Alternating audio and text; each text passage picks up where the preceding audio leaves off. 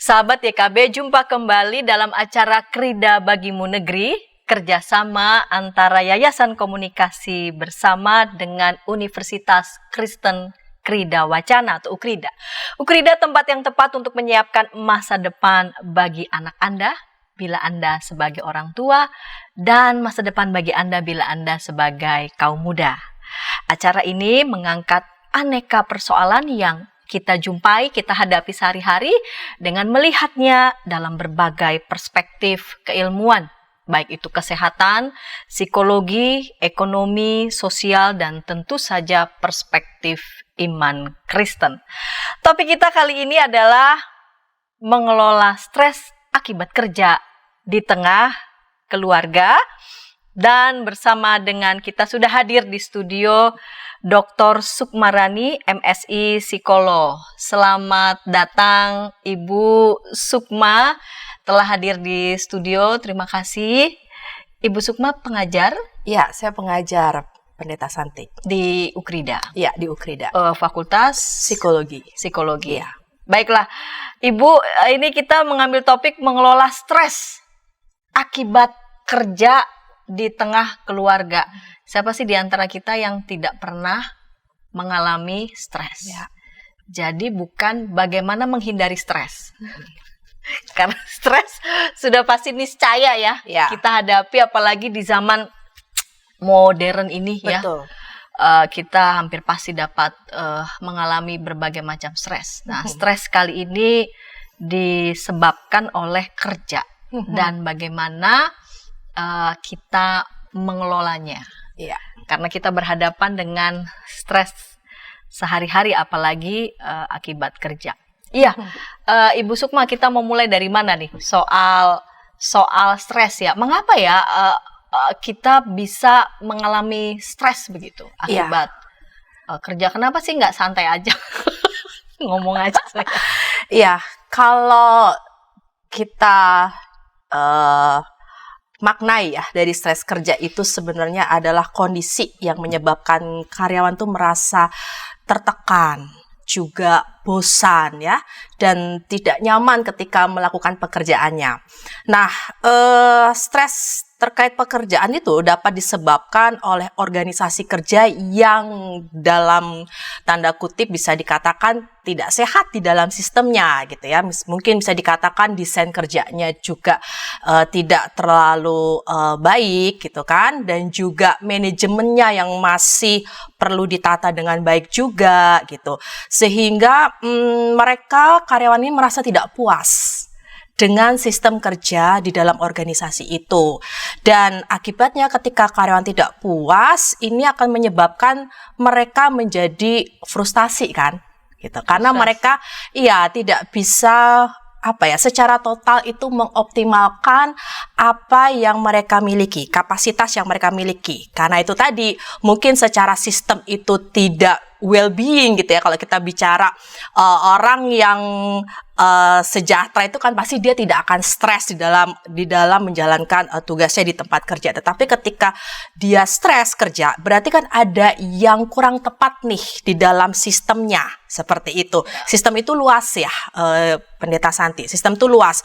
Bisa sistem itu terkait tadi bagaimana jalur komunikasi antara atasan dengan bawahan, seperti itu ya. Terus juga bagaimana terkait dengan penataan job desk-nya yang mungkin tidak jelas, sehingga orang harus bekerja dengan double gitu ya. Padahal itu bukan job desk-nya, dia harus melakukan ini dan itu bukan kapasitasnya. Itu kan juga membuat orang stres.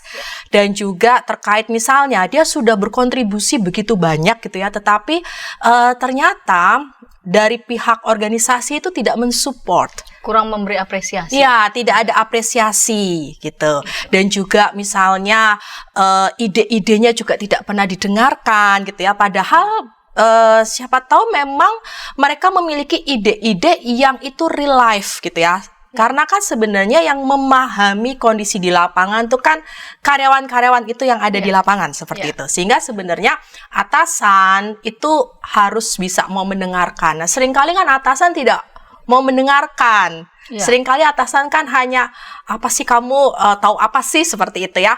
Nah, itu terkadang mereka juga menjadi frustasi dengan itu, ataupun juga ide-idenya mereka tidak bisa terfasilitasi. Gitu, terutama untuk anak-anak milenial nih ya. Mereka kan membutuhkan tempat, membutuhkan ruang untuk bisa mengekspresikan.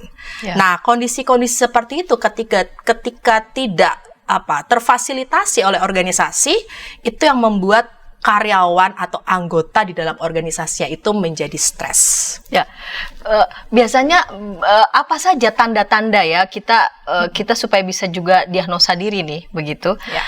Bahwa kamu sudah mengalami stres nih, Ya. akibat kerja. Biasanya tanda-tanda secara psikologis apa ini yang muncul?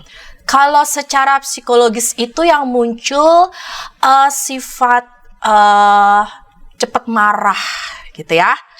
Cepat marah, jadi sensitif seperti itu. Terus juga mengalami ketegangan, kecemasan juga, ketidaknyamanan kalau secara psikologis seperti itu. Dan juga bisa burnout juga gitu ya.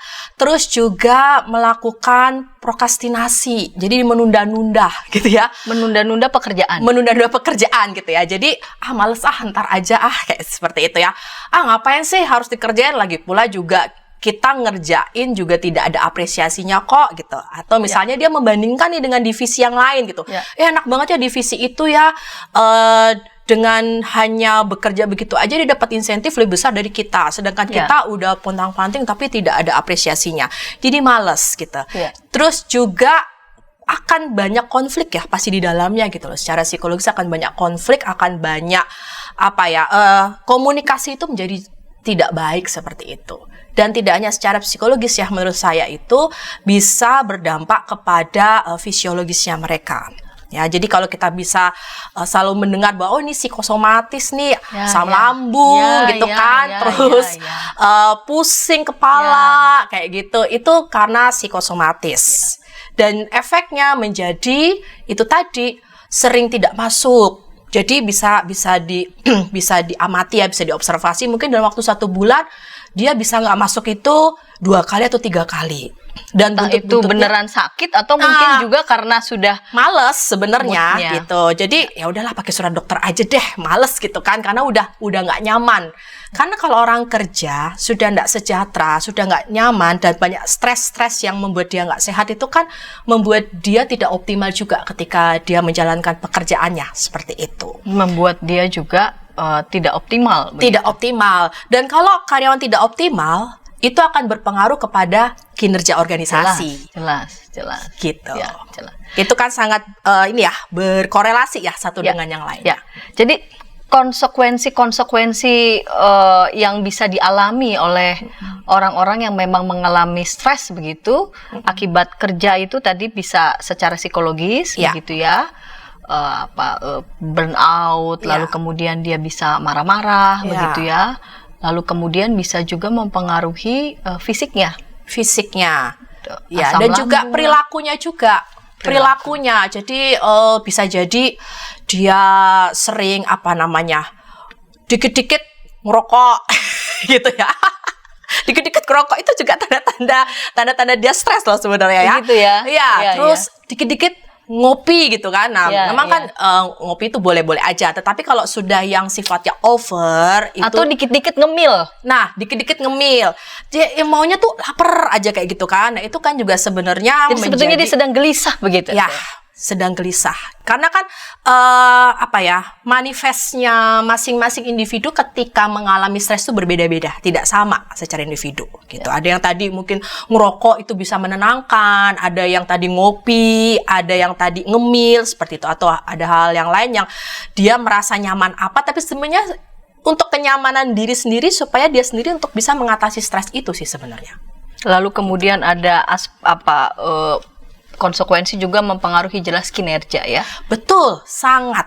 Kinerja, menurun produktivitasnya. Produktivitasnya. Biasanya konsekuensi katakanlah yang paling buruk begitu dari stres kerja itu biasanya apa ya? oke, burnout, lalu kemudian apa? Tapi hal yang mungkin bisa paling buruk begitu. Mungkin karena dia karena di tempat kerja sudahlah apa boleh buat, tidak ada pilihan lain dan saya harus memaksa diri sedemikian rupa begitu. Paling buruk begitu. Iya, paling buruk itu ya tadi batasnya itu dia menjadi frustasi dan burnout itu udah apa namanya udah melebihi dari stres ya. Dia udah yang benar-benar udah nggak tahu lagi harus seperti apa, sehingga yang paling buruk konsekuensinya ya dia akan keluar sih dari organisasi itu. Keluar ya? Iya, keluar dari tempat pekerjaan. Sehingga organisasi ini akan mengalami turnover yang tinggi. Ini tuh akan buruk juga buat apa ya, image organisasi juga. Apalagi sebenarnya. Misalkan yang mengalami cukup banyak. Cukup banyak, iya. Berarti gitu. memang boleh dibilang memang ada persoalan besar pada sistem pekerjaan. Kalau semuanya katakanlah karyawan mengalami hal yang seperti itu. Iya, antara permintaan dengan kondisi atau situasi yang ada itu tidak sejalan. Nah, itu kan bisa membuat orang stres. Dia merasa tidak ada support dari organisasi gitu. Karena sebenarnya begini ya, Pendeta Santi. Di dalam satu kehidupan organisasi gitu ya, itu perlu ada dua aspek yang saling berkaitan, yaitu dari sisi individu dan dari sisi organisasi. Dan ini juga secara teori juga dinyatakan gitu ya, juga dipaparkan bahwa organisasi yang sehat, yang fit itu ketika dua hal ini tuh saling berinteraksi dengan baik gitu ya. Fit gitu, dikatakan fit ya individunya juga berinteraksi dengan baik dengan sistem organisasinya juga mensupport individunya, sehingga mereka ini fit dan bisa berjalan bersama-sama, dan ini bisa mensinergikan semua sehingga itu tadi bisa meningkatkan kinerja dalam organisasi. Baiklah, lalu kemudian ketika kita sadar gitu ya, kita tahu bahwa situasi kan tidak selalu ideal. Ya. Kita bisa mengharapkan ini, kita bisa mengidealkan ini, tapi ternyata dalam prakteknya tidak selalu. Kadang-kadang kita bisa kita bisa punya semacam toleransi ya. Oke lah, memang sudah seperti ini. Tetapi kan kadang-kadang juga kan ada hal yang sulit kita toleransi, apalagi itu berlangsung terus-menerus. Nah, itu yang bisa mengakibatkan stres yang besar begitu ya. Betul. Nah, ketika kita berhadapan dengan itu, lalu kemudian pertanyaannya kan kita tidak mungkin nih mau menghindari. Betul. Begitu. Bisa kita terus menghadapi tension itu begitu ya. Nah, lalu kemudian pertanyaannya ketika kita menghadapi ya, kita sadar kita sudah self diagnose nih ya. Ini saya udah mengalami stres nih, terus ada level-levelnya. Kira-kira apa yang bisa kita lakukan ini dalam rangka untuk bisa menghadapi ini? Sebelumnya kita dengarkan dulu pesan-pesan berikut ini.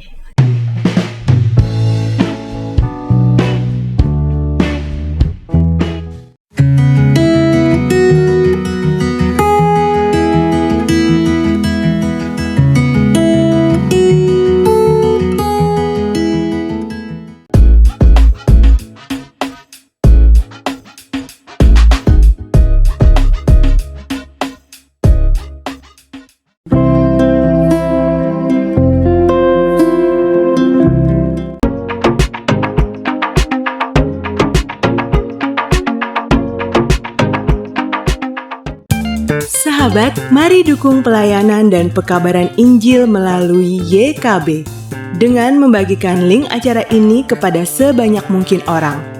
Dukungan juga dapat saudara lakukan dengan mentransfer dukungan finansial ke rekening BCA ke nomor 450 305 2990 450 305 2990 atas nama Yayasan Komunikasi Bersama.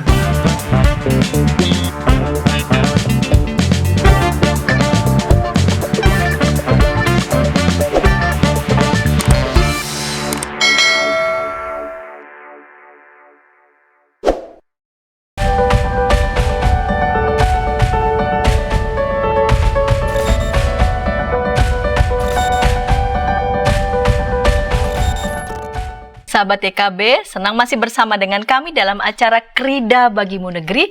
Pada episode kali ini kita mengambil tema mengelola stres akibat kerja di tengah keluarga. Dan bersama dengan kita sudah hadir Dr. Sukmarani, MSI, psikolog. Ibu Sukma, tadi di segmen yang pertama, tadi Ibu Sukma sudah menjelaskan ini ya, mengapa bisa terjadi stres akibat kerja, lalu kemudian gejala-gejala apa ini ya yang muncul, baik itu secara psikologis maupun juga fisiologis ya, ketika kita mengalami stres akibat kerja. Lalu kemudian kita menyadari nih bahwa adalah niscaya ya kita mengalami stres semacam itu begitu. Nah, ketika kita sadar nih, kita menghadapinya, apa yang mesti kita lakukan? Kita cuek kah? Kita tekan kah stres itu? Kita hindari kah? Atau kita marah-marah saja? Atau kita sibuk makan? Atau kita sibuk terus jalan-jalan? Tapi apa iya begitu ya? Stres itu bisa, katakanlah bisa kita atasi. Sebaiknya stres itu diatasi, ya, bukan dihindari atau bahkan mungkin ditakuti seperti itu, tapi diatasi. Kalau kita pernah mendengar resilience, gitu ya. Resiliensi, ya, itu kan bounce back ya. Ya. Nah, siapa sih manusia di dunia ini yang tidak punya masalah, ya? Bahkan mungkin permasalahan yang dihadapi itu bisa membuat dia stres. Tetapi bagaimana individu itu bisa bounce back dengan itu? Gitu. Oke, mungkin kita boleh membutuhkan waktu lah gitu ya untuk bisa kita menenangkan diri terkait dengan stres kita yang kita hadapi saat ini. Tetapi jangan berlarut-larut gitu ya. Kita harus bisa bounce back, harus bisa kembali lagi. Artinya kita harus bisa memanage stres kita gitu.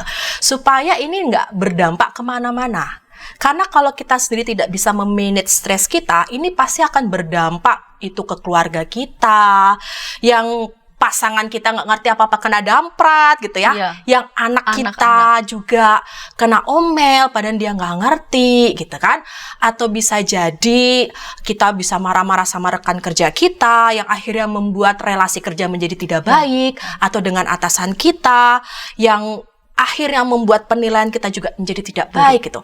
Disinilah kita ditantang untuk bisa mendewasakan diri sebagai individu. Sebetulnya resiliensi itu seperti apa sih, Bu Sukma? Bayangkan kalau kita sudah stres, lalu kita melakukan semacam bounce back, itu bagaimana mungkin itu?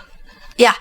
Kemampuan seperti apa yang mesti kita kita bisa lihat dan kita bisa semacam ciptakan pun dalam situasi yang sedang stres. Ya.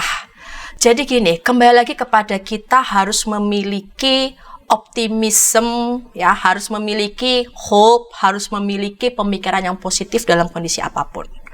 Resiliensi, kalau tidak ada dorongan yang kuat dari dalam diri kita, nothing, nggak bisa juga dilakukan. Jadi yang pertama adalah ada daya dorong besar dalam diri sendiri. Ya, daya dorong yang besar dalam diri sendiri untuk bisa kembali. Ya, untuk bisa kembali normal ya. Artinya kalau dalam kondisi stres itu mungkin udah kita mau mikir aja nggak bisa, mau diajak diskusi mungkin udah nggak bisa, tapi bagaimana kita bisa kembali untuk bisa normal dan untuk bisa membuat diri kita ini bahagia. Ya. Seperti itu. Jadi perlu itu disadari dan dimaknai oleh setiap individu gitu ya, bahwa kan Tuhan tuh menciptakan kita ini kan berharga gitu ya.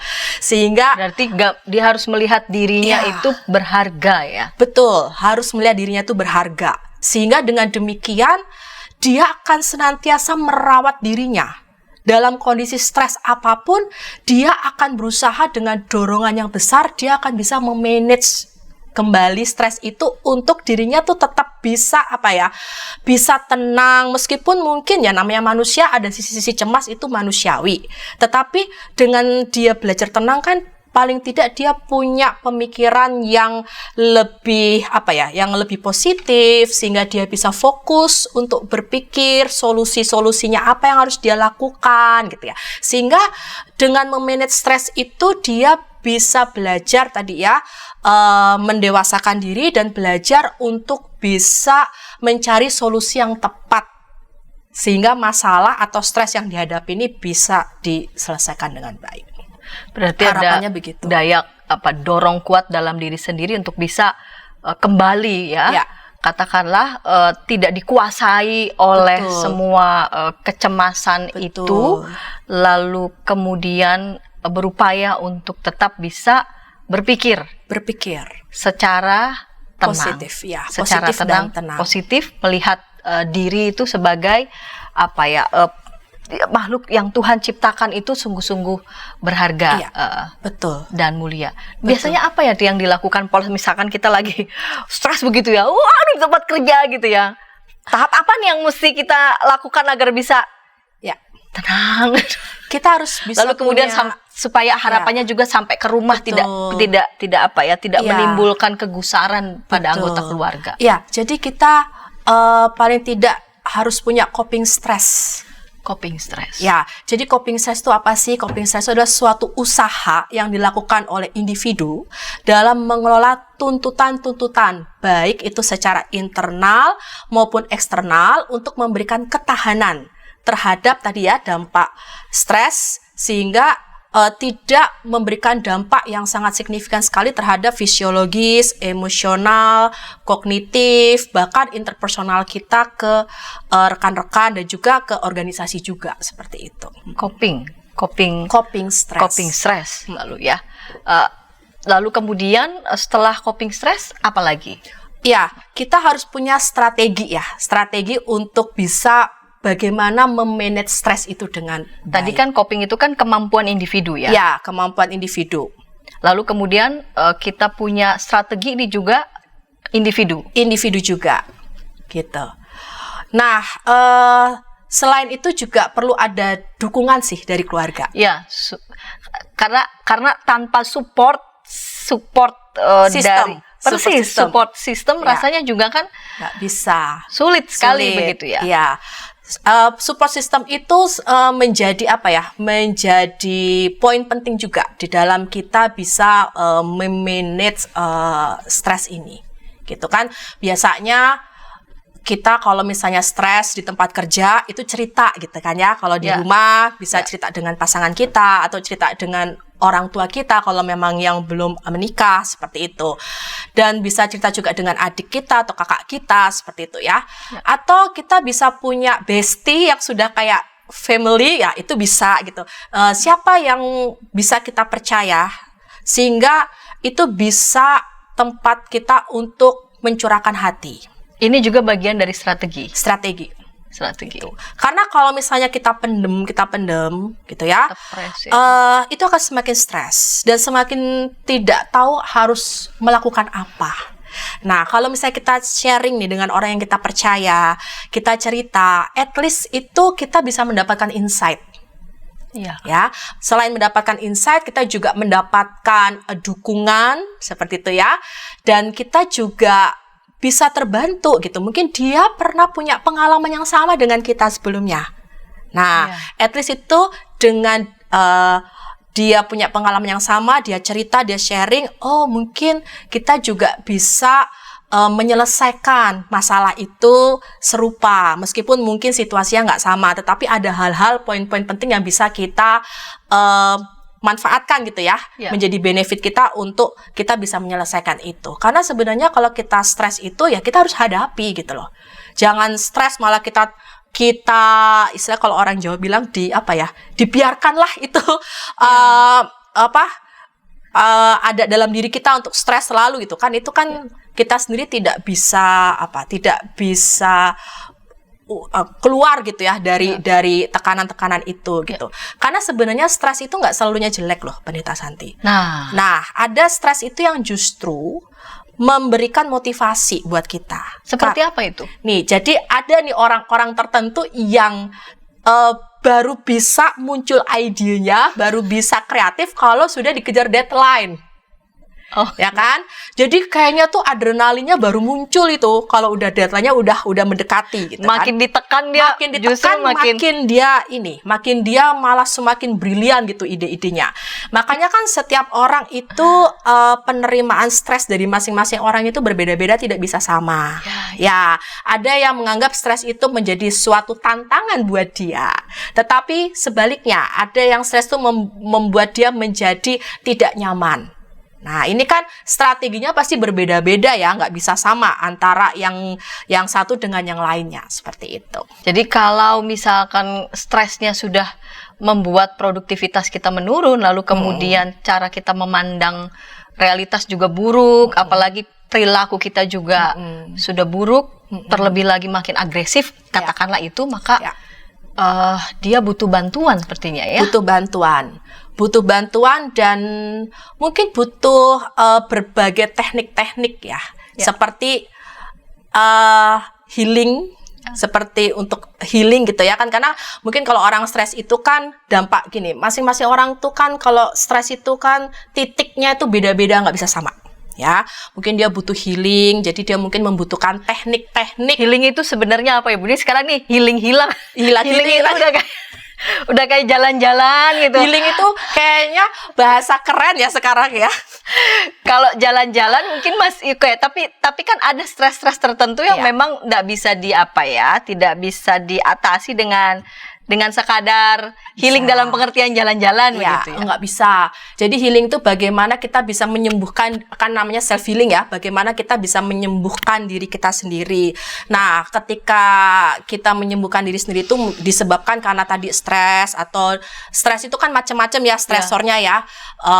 Stres mungkin karena tekanan dari tempat kerja, mungkin stres juga karena verbal abuse dari rekan-rekan, nggak tahu juga, sehingga melukai dia gitu kan. Nah, jadi memang harus diurai ya. Ini stres yang model seperti apa ini? Kalau stres mungkin dalam pengertian pekerjaan yang sifatnya teknis bisa, tapi kalau sudah sifatnya psikologis, nah ini yang harus abuse begitu ya, lalu psikologis banget itu bisa diidentifikasi lebih detail, harus diidentifikasi karena nanti pengarahan untuk pendampingannya itu akan berbeda-beda juga. Pendampingannya juga berbeda-beda. Kalau begitu perlu nggak ini ada semacam juga semacam upaya begitu juga diberikan oleh si pemberi pekerjaan, katakanlah organisasi begitu, yang punya semacam program untuk bisa, jadi bukan cuma sekedar karyawan itu hanya dituntut pekerjaan, tetapi juga ada sebuah momen begitu ya yang bisa bareng-bareng begitu. Sekarang ini kan organisasi sudah mulai menyadari ya bahwa karyawan itu bukan lagi keset, tapi aset, ya. Supaya bahkan dia manusia begitu ya. Manusia yang memang kalau dulu kan orang memanfaatkan tenaganya. Supaya bisa mendapatkan profit sebanyak-banyaknya gitu ya. Kalau sekarang ini organisasi sudah mulai berpikir, karena kalau memang kondisinya masih seperti dulu konvensional, yang ada mereka akan lari ke kompetitor yang memang sangat memperhatikan kesejahteraan karyawannya. Nah, oleh sebab ini challenge-nya organisasi nih untuk bisa memperhatikan kesejahteraan karyawan. Nah, salah satu program yang bisa dilakukan adalah wellness program. Wellness program itu ya artinya bagaimana organisasi ini bisa menyeimbangkan antara pekerjaan dengan kehidupan pribadinya si karyawannya. Karena dia juga termasuk support system kan? Support system juga. Gitu. Ini sudah mulai nih organisasi-organisasi punya wellness program supaya karyawannya juga lebih sehat, lebih bugar, supaya juga ketika yang stres itu di mana-mana pasti ada. Kalau nggak ada stres itu tadi ya, tidak ada satu yang menstimulus seseorang untuk bisa maju gitu. Kalau misalnya nggak ada stres ya. Kalau orang hidupnya hanya datar aja itu kan jenuh juga gitu kan. Manusia perlu ada. Jadi ini semacam dinamika ya? Ya, dinamika. Ada perlu stresor-stresor itu yang bisa membuat mereka itu menjadi lebih lebih bisa maju, bisa terdorong gitu untuk mengupgrade diri, mengupdate diri juga ya. Betul, seperti itu. Sehingga organisasi sudah mulai melihat ke arah sana. Organisasi juga sudah mulai menyadari untuk memperbaiki sistem di dalam organisasi terkait misalnya desain kerjanya. Sekarang kita bisa melihat desain kerjanya. Ini kalau saya melihat di kampus saya nih di Ukrida, nih saya harus menceritakan kampus saya Ukrida kan, karena saya kerja di Ukrida. Itu sudah di setting dengan sangat baik menurut saya, gitu ya. Masing-masing dosen punya kubikal-kubikal yang menjadi privasi mereka bekerja. Gitu ya. Apabila dosennya mau online gitu kan, supaya tidak mengganggu rekan-rekan di sampingnya, itu juga ada ruangan-ruangan tertentu yang disediakan untuk dosennya bisa online. Karena kan sekarang masih online ya, meskipun kedepannya akan dilakukan sistem hybrid seperti itu. Nah, kemudian juga di Ukrida ini juga sudah disiapkan ini loh, di atas itu ada fitness centernya. Meskipun mungkin tidak selengkap fitness center seperti selebritis fitness karena atau memang bukan pusat gym, gitu, bukan pusat gym juga gitu. Tapi kampus sudah menyadari bahwa dosen dan karyawan pendukung akademik itu harus sehat. Gitu, sehingga disediakan itu. Jadi memang copingnya itu bukan hanya kemampuan individu ya, tapi juga ada support system. Support system juga. Baiklah, Bu, kita mau lanjut ya. Yang ketiga, namun sebelumnya kita dengarkan pesan-pesan berikut ini. Oke, baik.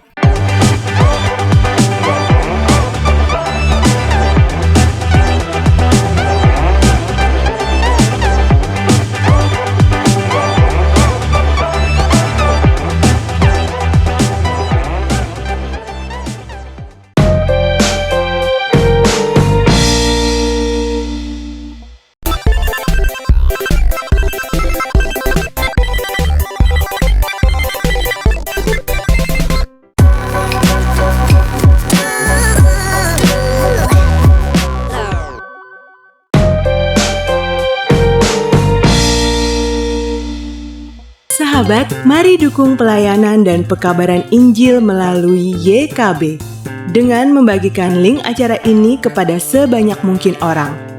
Dukungan juga dapat saudara lakukan dengan mentransfer dukungan finansial ke rekening BCA ke nomor 450 305 2990 450 305 2990 atas nama Yayasan Komunikasi Bersama.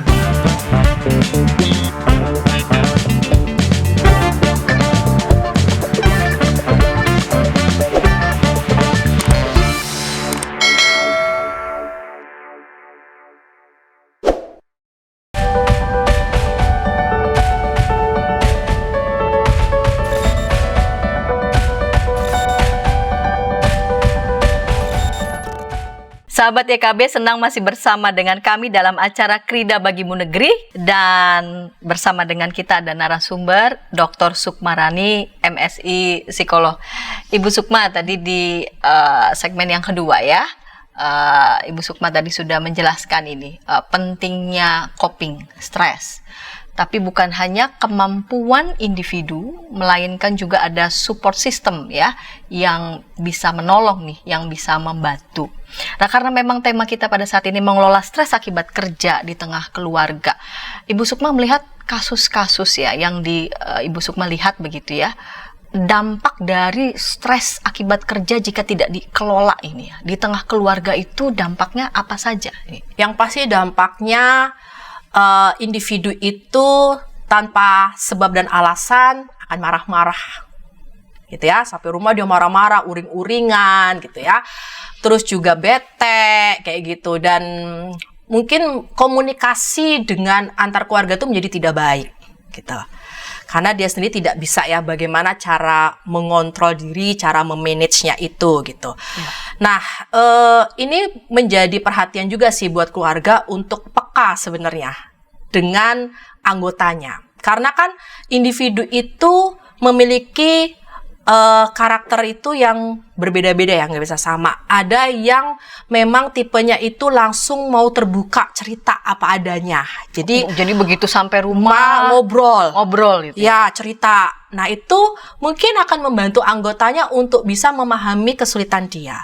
Tetapi kalau sampai rumah udah mukanya merengut, marah-marah, terus sensitif, nggak jelas, banting-banting seperti atau itu begitu kan. sampai rumah malah yang dilihatnya handphone. Betul. Juga begitu Betul. ya. Terus online, terus sibuk dan sebagainya, tanpa komunikasi yang jelas, ini akan menyulitkan kita untuk mengetahui kenapa sih kok bisa seperti ini gitu. Ya. Nah, sehingga perlu kepekaan sih dari anggota keluarga. Kepekaan itu pertama juga bisa datang dari yang mengalami stres dari tempat kerja nggak, Bu? Ya. Kepekaan bahwa kamu pulang nih ke rumah, Ya. kamu akan bersama dengan pasanganmu dan anak-anakmu. Tapi padahal kamu juga sedang stres begitu. Ya, harusnya dia peka untuk itu juga gitu ya. Tetapi kan seringkali ketika orang sudah ruwet nggak jelas gitu, Udah akhirnya dia terlalu menjadi ini ya. tidak sensitif dengan itu. Ya. Gitu. Dan ya mau nggak mau anggota yang ada di dalam rumah itulah yang harus lebih aware ya gitu kan, karena kan satu keluarga gitu kan ya, harus lebih aware, paling tidak menunggu dia reda dulu, karena kan pasti anggota di dalam keluarganya itu kan lebih memahami karakternya dia ya secara detail ya dibanding sama rekan-rekannya di kantor gitu kan. Kalau di tempat umum kan kita nggak mungkin akan memperlihatkan karakter kita yang sedetil-detilnya gitu kan, pasti kan ada hal-hal yang mungkin disembunyikan gitu. Tetapi kalau di rumah itu kan anggota ini kan pasti paham banget, apalagi misalnya itu istrinya atau itu mama papanya, pasti kan ngerti banget kan perilaku si anaknya itu, atau perilaku suami atau perilaku istri misalnya gitu. Misalnya istri juga bekerja gitu kan. Nah, itu perlu ada pendekatan personal. Yang tahu ya anggotanya kapan itu dilakukan. Jadi harus pada saat yang tepat. Ya, pada saat yang tepat. Waktunya harus tepat untuk bisa memahami. Ya, kalau bahasanya profesor saya nih ya, saya belajar dari Prof. Johanna Endang Prawitasari, ngerogoh sukmo. Sukmonya dirogoh gitu ya, supaya tahu kenapanya kayak gitu ya, untuk menghadapi orang-orang yang sulit gitu ya, kita harus tahu kenapanya gitu. Pelan-pelan, nggak bisa keras dilawan keras ya bubar kayak gitu ya. Jadi kita harus ya udah didiamkan dulu aja. Kitanya yang harus sabar gitu ya. Ini mungkin menjadi challenge-nya kita, tantangannya kita. Kita gitu juga kan. Jangan langsung frontal juga, jangan langsung membalas gitu ya. Nanti kalau dia sudah tenang, sudah ini, kita baru pendekatan untuk bertanya ada apa. Itu ya. Gitu. Ada apa, ada problem apa, semacam itu ya. Dan apa yang bisa kita bantu. Iya. Mungkin tidak terlalu spesifik detail di tempat kerja, tapi setidaknya memberikan pencerahan ya, secara umum apa yang terjadi, lalu kemudian anggota keluarga mencoba untuk bisa menguatkan lalu kemudian bisa juga. Kalau dampaknya udah seperti itu, lalu kemudian support system ya yang bisa diberikan begitu oleh keluarga, itu kan ada tahap-tahapnya ya. Ada tahap memang yang paling yang paling panjang, apalagi kalau misalkan sudah stres yang diakibatkan itu sudah terlalu besar begitu. Sudah akut gitu ya. Iya, itu kan sampai harus konsultasi katakanlah, treatmentnya memang harus lebih serius karena mungkin karakternya lebih ditangani begitu juga secara serius. Tapi adakah saran-saran semacam saran-saran praktis? Kita kan berhadapan dengan dunia modern yang serba cepat seperti ini ya. Semua serba cepat, semua serba mengambil keputusan juga harus harus cepat. Lalu kemudian menghadapi yang seperti ini ketika katakanlah stres begitu ya, melanda kita mungkin juga saat pandemi begitu yang kemarin. Apa ya saran-saran praktis begitu yang bisa kita lakukan gitu. Betul. Setidaknya untuk bisa mengembalikan ya kita supaya tidak sampai agresif, tidak sampai menyakiti diri sendiri. Anggota keluarga itu kan pasti tahu ya hobi, minat dari masing-masing anggotanya seperti itu, atau kebiasaan-kebiasaan yang sering kali dilakukan. Misalnya mereka punya kebiasaan untuk family gathering seperti itu. Kita bisa lakukan itu dengan Ya, tadi piknik kemana, jalan kemana, kuliner kemana, itu juga bisa merilis stres, ya kan? Atau kita bisa ajak dia untuk sharing terkait dengan relaksasi. Itu juga bisa dilakukan. Relaksasi. Jadi, ya relaksasi itu kan juga bisa dilakukan pada saat sebelum tidur dan setelah bangun tidur itu bisa kita lakukan juga seperti Jadi sebelum meditasi. tidur ya? Ya, seperti meditasi itu bisa kita lakukan gitu kan. Atau yang paling manjur sih karena kebiasaan kami itu selalu membaca Alkitab bersama. Ya. Gitu ya. Itu manjur dah, nggak ada yang lain tuh obatnya gitu ya. Jadi dengan kita membaca Alkitab bersama, dengan fellowship bersama seperti itu ya, dengan nyanyi lagu pujian, itu dapat merilis stres juga. Dan itu juga menguatkan ya bahwa kamu tuh nggak sendiri gitu loh. Kamu punya teman-teman, kamu punya saudara tuh yang sayang sama kamu, yang mendukung kamu, yang selalu ada dimanapun kamu berada. Dan ingat, Tuhan itu selalu ada dimanapun kamu berada. Gitu. Ya. Kembalikan lagi bahwa kamu tuh berharga di mata Tuhan. Gitu. Sehingga kamu pun juga sangat berarti buat kita. Jadi kata-kata yang positif itu selalu kita sampaikan ke orang tersebut. Ya. Supaya dia hatinya ini selalu kuat dan dibesarkan. Karena ada orang-orang yang mudah ciut ya hatinya ya, gitu, mudah ciut. Jadi besok mau ke kantor udah males gini ya gitu. Jadi perlu ada yang namanya kata-kata positif yang selalu kita sampaikan. Dan juga dia juga belajar untuk self talk secara positif. Nah, self talk. Ya, itu menarik, bisa praktis juga self talk secara positif. Atau dia bisa melakukan journaling setiap hari ya. Apa yang dia rasakan saat ini. Itu juga bisa membantu merilis. Bisa membantu merilis. Terus dia sudah melakukan apa? Terus kebaikan-kebaikan apa yang sudah dia lakukan? Berkat-berkat Tuhan apa yang sudah dia terima? Itu akhirnya membuat dia bisa merefleksikan diri. Oh iya, aku mungkin dalam kondisi yang stres aku, tetapi ternyata Tuhan tuh masih sayang loh sama aku. Ya. Jadi bukan saja kerumitan-kerumitan itu terus ya dipikirkannya, tetapi ya strategi itu tadi. Ya, strategi-strategi yang praktis yang memang kita selalu ingatkan bahwa kamu nggak sendiri, kamu punya Tuhan loh di sini. Ya. Gitu. Tadi self talk ya? Self talk bicara begitu kepada diri sendiri itu hal-hal yang memang baik begitu ya, hal-hal yang memang positif. Ya. Lalu kemudian journaling juga bisa. Atau hobi memasak misalkan kalau memang itu, atau berkebun, gardening bisa juga. Atau kalau dia suka yoga, silakan itu dilakukan ya. Karena sebenarnya menurut saya yoga itu like a music, like a irama. Karena kalau Pendeta Santi lihat bahwa setiap flow yoga itu seperti menari. Ya betul. Ya, saya suka. Kita bisa menikmati menari, di situ. Ya. Gitu. Jadi beatnya itu yang biasanya kita speed cepat. Nah, tapi saat itu tidak cepat. Betul. Nafas kita perhatikan, begitu ya. Denyut jantung kita juga kita perhatikan. Kita jadi sangat aware ya sama diri kita sendiri. Mungkin waktu kerja kita sangat dikejar-kejar oleh target, kita kadang-kadang lupa sama beat irama jantung kita sendiri ya, denyut nadi kita sendiri. Betul. Tapi pada saat itu kecepatan diperlambat begitu ya. Itu penting juga dukungan begitu ya. Betul. Keluarga tadi Bu Sukma mengatakan bersekutu bersama, jangan sampai kehilangan momen bersama, termasuk juga bersekutu bersama. Melihat berkat-berkat Tuhan yang banyak gitu ya, lalu kemudian hal positif yang sudah dilakukannya, sehingga dia tidak terus merasa ciut, merasa kayaknya kok saya yang paling menderita di dunia ini, orang-orang lain lebih bahagia dari saya. Rumput tetangga selalu lebih indah dan lebih hijau begitu ya. Padahal dia lupa bahwa dia sebenarnya punya potensi, punya kapasitas yang lebih baik daripada itu.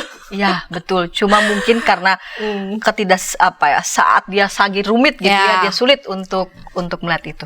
Baiklah Ibu Sukma, karena kita sudah dibatasi oleh waktu. Ini di menit-menit akhir Bu Sukma boleh menyampaikan hal-hal penting tadi, boleh dibilang untuk merangkum ya hal yang tadi kita bisa sampaikan kepada pemirsa. pemirsa. Baik, pemirsa yang saya sayangi semuanya gitu ya. Jadi dari hasil diskusi saya dengan Pendeta Santi gitu ya, saya ingin memaknai bahwa sebenarnya stres itu memang dibutuhkan buat kehidupan kita. Karena tanpa stres, tanpa adanya stresor itu tadi, kita mungkin tidak bisa segera catch up, segera cepat tanggap untuk mencapai apa yang menjadi tujuan kita. Anggaplah stres itu menjadi satu tantangan seperti itu ya. Sehingga kita tidak lagi selalu berpikiran bahwa ketika kita dihadapkan pada tekanan ini adalah kita orang yang paling menderita di dunia ini. Enggak seperti itu ya. Tetapi kita harus bisa melihat dengan perspektif kita yang lebih luas, lebih positif, bahwa mungkin saat ini saya sedang dihadapkan pada suatu tekanan. Terima kasih Tuhan, saya diizinkan untuk boleh menjalani ini gitu.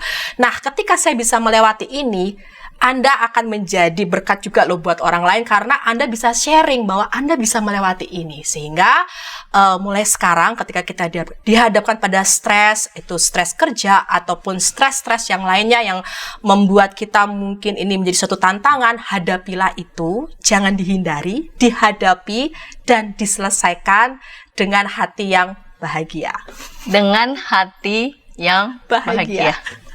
Baiklah, terima kasih Ibu Sukma untuk hadirat di studio bersama dengan kita. Saya percaya ini juga akan memberkati pemirsa sekalian yang mungkin juga saat ini ya sedang menghadapi stres-stres akibat kerja. Saya percaya juga Ibu Sukma pasti akan mau merespon jika memang ada pertanyaan-pertanyaan dari para sahabat. Di kolom chat sudah kami siapkan. Silakan, nanti saya percaya Ibu Sukma dapat merespon, memberikan tanggapan yang baik. Baiklah, kita tiba di ujung acara Krida Bagimu Negeri, dan kita akan berjumpa di episode yang akan datang dengan tema-tema menarik lainnya. Sampai jumpa.